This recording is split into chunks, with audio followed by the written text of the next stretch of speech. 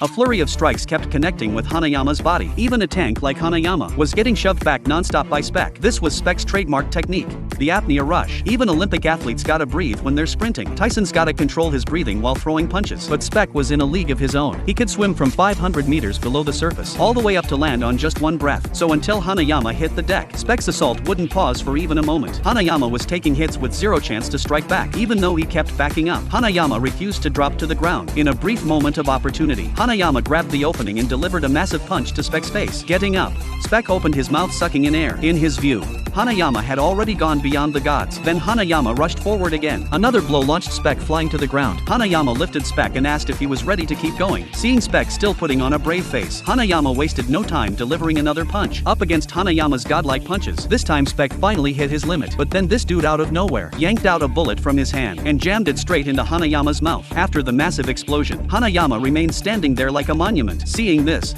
Speck got terrified out of his wits. But before he could make a run for it, Hanayama slammed him into an electric pole. The intense electricity immediately cooked Speck like a dead dog. Then Hanayama hauled Speck over to the police station to express his appreciation. Chief Sonoda arranged for someone to take Hanayama to the hospital. But right after Hanayama climbed in the car, things went south. Speck, who'd been fried like a dead dog, somehow bounced back and knocked out all the officers in 2.5 minutes. Then Speck overturned Hanayama's vehicle and grabbed a baton to smash Hanayama's injuries until the baton got warped and twisted. Hanayama fought to stand up, but right when he was about to strike back, things shifted. Speck straight up blew out Hanayama's kneecap with a pistol. At this moment, Hanayama had totally lost his ability to move. Then Speck positioned Hanayama's head flat. He was gonna use karate board breaking techniques to crush Hanayama's skull. As Speck stomped down like a maniac, Hanayama dropped and went totally motionless. Seeing this, Speck forced the gun barrel into Hanayama's mouth. At this make or break moment, a vision of that man suddenly appeared in Hanayama's mind. The next instant, Speck squeezed the trigger, but to his complete surprise, the bullet ended up passing through Hanayama's wound and coming out. Then Hanayama suddenly jumped up and gave Speck a ruthless beating, but all of a sudden Speck shielded his eyes with his hands. The next instant,